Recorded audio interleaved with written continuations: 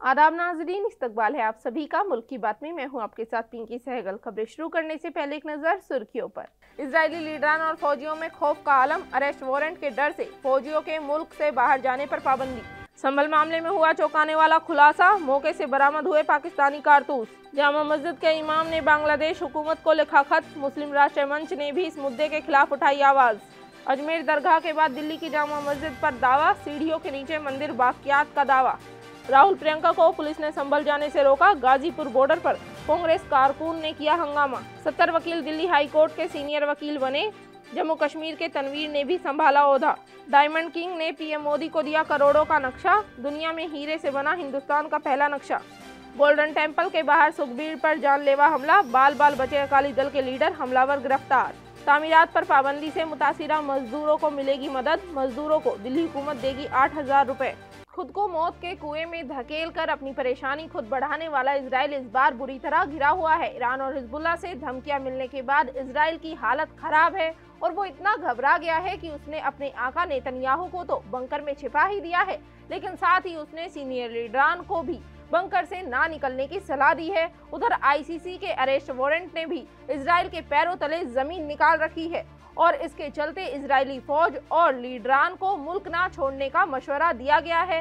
Israeli आका Netanyahu और उसके लीडरान भीगी बिल्ली की तरह बंकर में छिपे नजर आ रहे हैं। चारों जानिब से बुरी तरह घिरे इजराइल पर मुसीबतों का साया मंडला रहा है और एक एक करके उसको घेरे ये मुसीबतों के बादल उस पर फटते नजर आ रहे हैं। हर तरह के जुर्मों को अंजाम देने के बाद मासूम और मजलूम बनने की कोशिश कर रहे इजराइल पर ईरान और लेबनान दोनों जमकर बरस रहे हैं। लेबनान के साथ हुई सीज फायर डील को तोड़ने पर ईरान ने उसे जमकर लताड़ा है और हिजबुल्लाह के लड़ाकों ने भी उसकी खटिया खड़ी की है, जिसके बाद अब इजराइल ने अपने लीडरान और फौजियों के लिए भी अहकामात जारी कर दिए हैं। तेहरान टाइम्स के मुताबिक 27 नवंबर को जंगबंदी मुआहिदे के निफाज के कुछ ही घंटों बाद इजरायली फौज ने जानबूझकर दर्जनों बार उसके खिलाफ वर्जी की। बाज इलाकों में जमीन को बुलडोज करने या दूसरे इलाकों में पेशकदमी करने की कोशिशों में मुलव्वस होने के साथ साथ लेबनानी शहरियों के अगवा की भी इत्तला दी गई है। ये इक़दाम इस बात की निशानदेही करते हैं कि इजराइल सिर्फ और सिर्फ जंगबंदी का फायदा उठा रहा है, क्योंकि वो मैदान में तो हिजबुल्लाह के लड़ाकों का सामना करने में नाकाम रहा था। वहीं गजा में जमकर तबाही मचाने और हजारों लोगों का खून बहाने के बाद अब इजराइल खौफ के आलम में है। प्रेस टीवी की खबर के मुताबिक इजरायली फौज ने अपने फौजियों और अफसरान को गजा में फिलिस्तीनियों के खिलाफ जंगी जराइम पर बैरून मुल्क रहते हुए उनकी गिरफ्तारी के इम्कान के बारे में खबरदार किया है, जहां इजरायली हुकूमत तकरीबन 14 महीनों से नस्लकुशी करती आ रही है। इजरायली अखबार येदियोत एहरोनोट ने कहा कि ये इंतबाह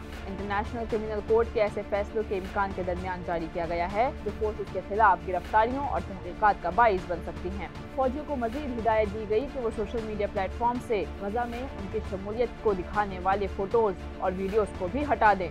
मजीद ये कि उन्हें अपनी लोकेशन शेयर करने से भी गुरेज करने के लिए कहा गया है, क्योंकि फिलिस्तीनी हामी तंजीमों की तरफ से जवाबी कार्रवाई के इम्कानात हैं। इन्होंने मुबैना तौर पर जंग में हिस्सा लेने वालों की ब्लैक लिस्ट तैयार कर रखी है। इजराइल की मुश्किलें दिन ब दिन बढ़ते हुए उसे उसी खाई में धकेल रही हैं जो उसने रेजिस्टेंस के लड़ाकों और खास करके गजा और लेबनान के लोगों के लिए खोदने की कोशिश की थी। अब देखना ये है कि इजराइल अपने बचने के लिए कौन सा रास्ता निकालेगा, क्योंकि बाहर जाने पर पाबंदी है और इजराइल में रहते हुए हिजबुल्लाह और ईरान के हमलों का डर, और अब इसी खौफ में अपनी आखिरी सांसें ले रहा नेतन्याहू ज्यादा वक्त तक ना तो इजराइल में और ना ही बंकर में छिपने के बावजूद भी बच पाएगा। वहीं बांग्लादेश से लगातार गैर मुस्लिमों को निशाना बनाने की खबरें सामने आ रही है। अब इस मामले को लेकर दिल्ली जामा मस्जिद के शाही इमाम ने तशवीश का इजहार किया है। साथ ही बता दें कि बांग्लादेशी हिंदुओं की हिमायत में मुस्लिम राष्ट्रीय मंच भी उतर आया है। शाही इमाम ने इस हवाले से एक खत भी लिखा है। दिल्ली के जामा मस्जिद के शाही इमाम सैयद अहमद बुखारी ने बांग्लादेश की हुकूमत से हिंदुओं के साथ होने वाली नाइंसाफियों और हमलों को रोकने को कहा है। उन्होंने एक खत में लिखा कि काबिल एतमाद पड़ोसी, बांग्लादेश के करीबी इत्तेहादी और हमारे मुश्तरका सकाफती विरसे के मुहाफिज होने के नाते मैं बांग्लादेश के मौजूदा सरबराह नोबेल इनाम याफ्ता मोहम्मद यूनुस से हर मुमकिन तरीके से हिंदू अक़लियत के खिलाफ हो रही कार्रवाई को जल्द रोकने की तवक्को करता हूँ। साथ ही बताते चले कि मुस्लिम राष्ट्रीय मंच ने भी इन वाक़यात पर सख्त मौक़िफ़ अपनाया है। इंसाफ का मुतालबा करते हुए उन्होंने इस मसले को बैनुल अक़वामी सतह पर उठाने की मुहिम चलाई है। फोरम ने वाज़ेह किया है कि अब किसी भी किस्म की नाइंसाफ़ी के खिलाफ खामोशी इख्तियार नहीं की जाएगी। उत्तर प्रदेश के संभल में शाही जामा मस्जिद के सर्वे को लेकर 24 नवंबर को हुए तशद्दुद के बाद अब यूपी पुलिस लगातार इस मामले में जांच कर रही है और इसमें मुलव्वस लोगों को भी ढूंढ रही है। इस मामले में अब एक और बड़ा खुलासा हुआ है। बताते चलें कि तहकीकात करने वाली फॉरेंसिक टीम ने मौके से ज़मीन में दबे हुए कुछ कारतूस बरामद किए हैं। हैरानकुन बात यह है कि इन पर POF यानी कि पाकिस्तान ऑर्डिनेंस फैक्ट्री लिखा हुआ है। इनमें से एक पर FN स्टार भी लिखा है।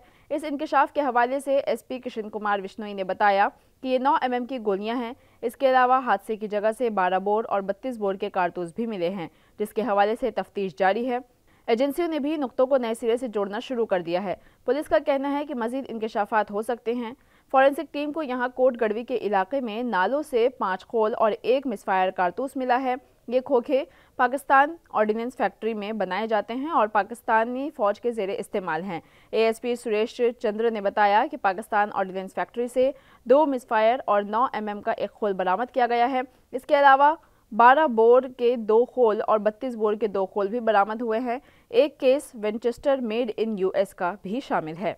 वहीं राहुल गांधी प्रियंका गांधी के साथ आज संभल का दौरा करने वाले थे और संभल तशद्दुद के मुतासरीन से मुलाकात करने वाले थे, लेकिन उन्हें मुतासरीन से मिलने की इजाज़त नहीं मिली। बता दें कि उनके काफिले को पुलिस ने गाजीपुर बॉर्डर पर ही रोक दिया था, जिसकी वजह से कांग्रेस कारकुनान ने हंगामा भी किया और उनकी पुलिस के साथ झड़प हुई। लोकसभा में अपोजिशन के लीडर राहुल गांधी और केरला से नवमुंतखब रुकन पार्लियामेंट प्रियंका गांधी आज दिल्ली में कांग्रेस के दफ्तर से संभल के लिए रवाना हुई थी, लेकिन उनके काफिले को गाजीपुर फ्लाईओवर पर इंतजामिया ने रोक दिया और आगे जाने की इजाज़त नहीं दी। इस दौरान राहुल गांधी ने मीडिया से बात करते हुए क्या कुछ कहा, आइए सुनते हैं। ये कॉन्स्टिट्यूशन के खिलाफ है। हम सिर्फ संभल जाना चाहते हैं, देखना चाहते हैं वहाँ क्या हुआ, लोगों से मिलना चाहते हैं, मगर हमारा जो कॉन्स्टिट्यूशनल अधिकार है, मेरा जो कॉन्स्टिट्यूशनल अधिकार है, उसको मुझे दिया नहीं जा रहा है। वही समाजवादी पार्टी का एक वफद तशद्दुद मामले में बंद लोगों से मिलने मुरादाबाद जेल पहुंचा था, लेकिन अब योगी हुकूमत ने इस मामले में सख्त कदम उठाते हुए जेल इंतजामिया पर बिना इजाजत मुलाकात कराने का इल्जाम लगाया है। मुरादाबाद के जेलर विक्रम सिंह यादव और डिप्टी जेलर प्रवीण सिंह को सस्पेंड कर दिया गया है। साथ ही जेल सुप्रिंटेंडेंट PP सिंह के खिलाफ डिपार्टमेंट इंक्वायरी करने की सिफारिश की गई है। संभल अजमेर के बाद अब दिल्ली की जामा मस्जिद के सर्वे की बात की जा रही है। हिंदू सेना ने जामा मस्जिद का सर्वे कराने के लिए ASI को खत लिखा है। तंजीम का दावा है कि इस मस्जिद की सीढ़ियों के नीचे मूर्तियां दबी हुई है। हिंदू सेना के कौमी सदर विष्णु गुप्ता ने हिंदुस्तानी महकमे आसार कदीमा के डायरेक्टर जनरल को खत लिखकर दिल्ली की जामा मस्जिद के सर्वे का मुतालबा किया है। हिंदू सेना का दावा है कि औरंगजेब ने जोधपुर और उदयपुर के कृष्णा मंदिरों को गिराकर मूर्तियों को दिल्ली की जामा मस्जिद की सीढ़ियों में दफन किया था। हिंदू सेना का कहना है कि मूर्तियों की बाकियात दिल्ली की जामा मस्जिद में मौजूद हैं। इसका सबूत औरंगजेब पर लिखी गई किताब मसीर आलमगीरी औरंगजेबनामा में साकी मुश्ताक खान से मौजूद है।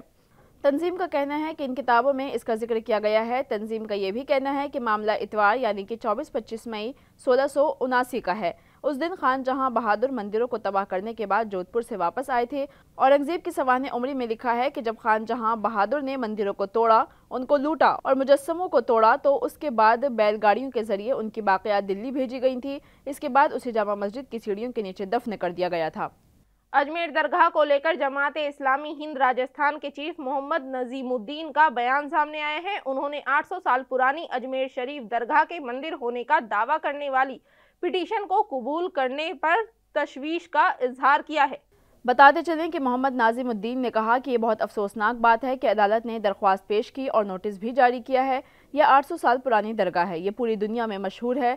ख्वाजा मोइनुद्दीन चिश्ती एक सूफी शख्सियत थे जिन्होंने लोगों की खिदमत की और तमाम मज़ाहिब के लोग उनका बहुत एहतराम करते हैं। नाजिमुद्दीन ने तशवीश का इजहार करते हुए कहा कि हमारा सबसे बड़ा एतराज़ ये है कि निचली अदालतों ने ऐसी दरख्वास्तों को कबूल किया है। AIM के सरबराह असदुद्दीन ओवैसी ने भी कहा था कि इबादतगाहों के एक्ट 1991 की पैरवी की जानी चाहिए। असदुद्दीन ओवैसी ने मीडिया से बात करते हुए बताया था कि अजमेर शरीफ दरगाह हिंदुस्तान की सेक्युलर फितरत की नुमाइंदगी करती है। न सिर्फ अजमेर शरीफ दरगाह बल्कि सलीम चिश्ती दरगाह भी ज़ेरे तफ्तीश है। इबादतगाहों के कानून पर अमल किया जाना चाहिए। उत्तर प्रदेश में संभल जामा मस्जिद का मामला अभी थमा ही नहीं था कि बदायूं में भी जामा मस्जिद में मंदिर होने का दावा कर दिया गया है। इस मामले ने भी यूपी के माहौल को गरमा दिया है। बदायूं में वाक़ जामा मस्जिद केस की गुज़िश्ता रोज़ अदालत में समाअत हुई, जिसमें मुस्लिम फरीक के दलाइल मुकम्मल नहीं हो सके। अब केस की अगली समाअत 10 दिसंबर को होगी। बताते चलें कि सहाफ़ियों से बातचीत के दौरान हिंदू महासभा के वकील विवेक रेंद्र ने कहा कि अदालत में ये बहस चल रही है कि ये केस काबिल समाअत है या नहीं। एक सवाल के जवाब में उन्होंने कहा कि अगर कोई जायदाद महकमे आसार कदीमा यानी कि ASI की है तो उस पर special place of worship act 1991 का इतलाक नहीं होता। जहां एक फरीक हिंदू है और दूसरा फरीक मुसलमान, तो इस सिमत में वक्फ एक्ट 1995 की दफात लागू नहीं होती हैं। उनका मजीद कहना था कि मुस्लिम फरीक मंदिर के वजूद से इनकार कर रहा है, जबकि दूसरी जानिब इंतजामिया कमेटी के वकील आलम का कहना है कि ये केस काबिल समाअत ही नहीं है, जिसमें उन्होंने हमें फरीक बनाया है। लिखा है कि मंदिर गिराकर मस्जिद बनाई गई जिसका कोई वजूद नहीं, इसकी तरफ से कोई मुकदमा दर्ज नहीं कर सकता। ये सिर्फ शहर का माहौल ख़राब करने की कोशिश है।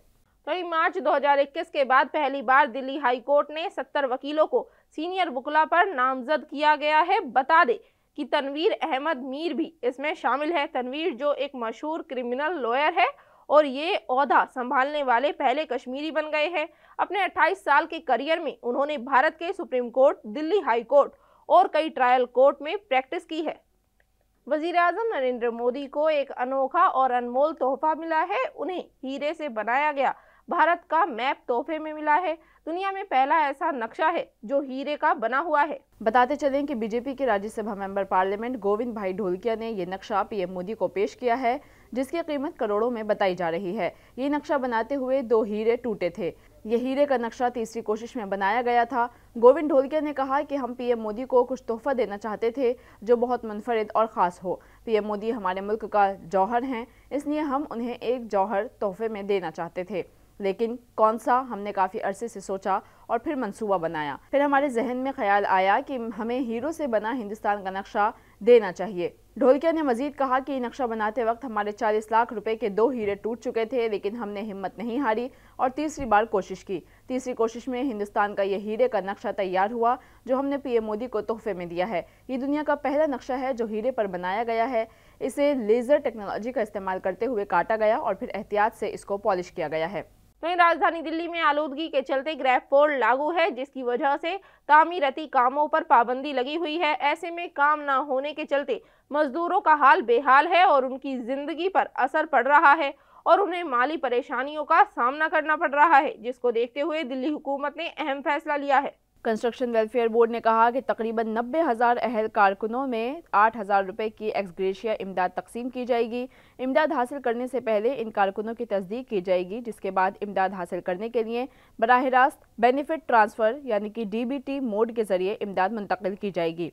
तमाम कारकुनों में फ़ंड्स की तकसीम उस वक्त की जा सकती है जब तमाम कारकुनान अपने इंदराज के लिए यानी कि अपने रजिस्ट्रेशन के लिए सारे कवायद को पूरा करते हैं। दिल्ली की आलूदगी लोगों की बीमारियों का बाइस बनने के साथ साथ मेहनत कश तबके के लोगों का रोजगार भी छीनती नजर आ रही है। अगर आलूदगी का जल्द अज जल्द कोई हल न निकाला गया तो सूरत हाल मजीद खराब हो सकती है। पंजाब के अमृतसर में वाक़े गोल्डन टेम्पल में अचानक गोलियां चली। दरअसल अकाली दल के लीडर और पंजाब के साबिक डिप्टी CM सुखबीर सिंह बादल को जान से मारने की कोशिश की गई। मंदिर के बाहर गोलियों की बारिश और उन्हें मारने की कोशिश इंतहाई अफसोसनाक बात है। बताते चलें कि उन पर हमला करने की ये कोशिश उस वक्त हुई जब वो गोल्डन टेम्पल के बाहर डोरमैन के तौर पर खिदमत अंजाम दे रहे थे। वहां पहले से मौजूद दीगर एहलकारों ने हमलावर को पकड़ लिया और सुखबीर बादल पर हमला करने की कोशिश नाकाम हो गई है।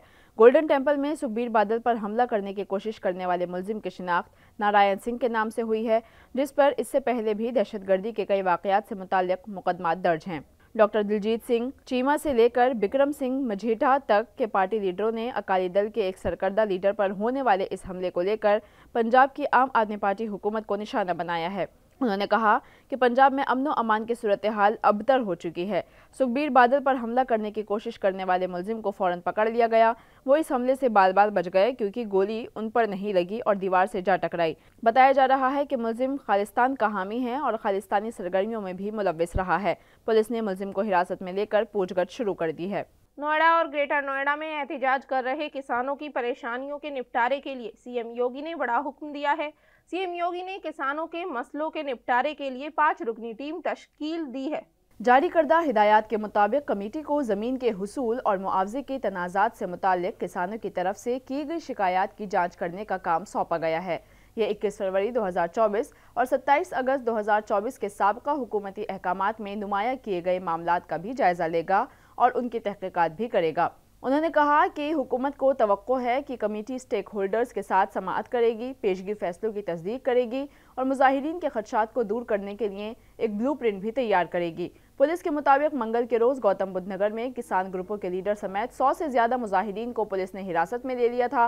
एहतजाज के दौरान हिरासत में लिए गए ख्वातीन और बुजुर्ग अफराद को बाद में रिहा कर दिया गया था। मुजाहिरीन इससे पहले हुकूमत की तरफ से हासिल की गई अपनी जमीन के मुआवजे का मुतालबा कर रहे थे। वहीं भारतीय किसान यूनियन यानी कि BKU ने नोएडा में किसानों की गिरफ्तारी के खिलाफ एहतजाज करते हुए कहा कि किसानों की गिरफ्तारी मुकम्मल तौर पर गलत है। नोएडा में किसान अपने जायज़ मुतालबात के खिलाफ एहतजाज कर रहे हैं। इंतजामिया ने जिस तरह किसानों पर जुल्म किया है और उन्हें गिरफ्तार किया है वो सरासर गलत है। नाज़रीन, मुल्क की बात में आज के लिए बस इतना ही। मुझे दीजिए इजाज़त। आदाब।